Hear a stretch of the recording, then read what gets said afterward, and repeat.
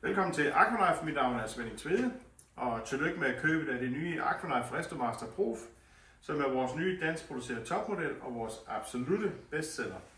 Jeg vil lige tage jer igennem de få trin, I skal igennem for at starte maskinen op til brug. Først når I har modtaget den, så selvfølgelig lige tjekke, at den er fri for transportskader. Og derefter så skal jeg fylde noget vand i. I kan sætte strøm til kabinen, men ikke luft endnu. Af med frontpanelet, så vi kan se de to kar. Og så fylder man simpelthen vand ind i kabinen, indtil det begynder at løbe ud af den klare slange her. Så er der vand nok i kabinen. Kar til venstre fylder man vand i, indtil det dræner over i kar til højre. Og kar til højre, det fylder man 80%. Så er der det vand på kabinen, der skal være. På med frontpanelet igen.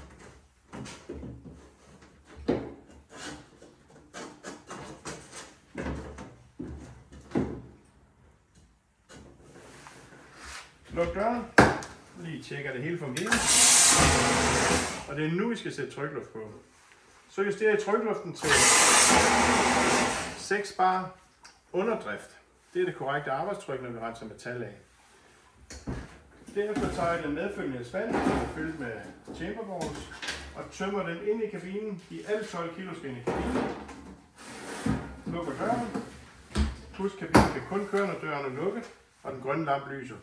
Så brug I skyllepistolen ind i kabinen til at skylle mediet ned igennem rillerne i hylden, så det kommer ned i sumpen, hvor pumpen sætter.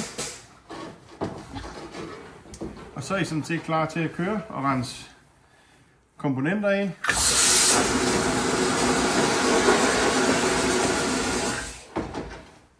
Hurtigt, nemt, enkelt. Et super godt værktøj, som man bliver rigtig glad for. Husk, vi aldrig længere væk en telefon, hvis I har nogle spørgsmål. Før 34 13 25. God dag.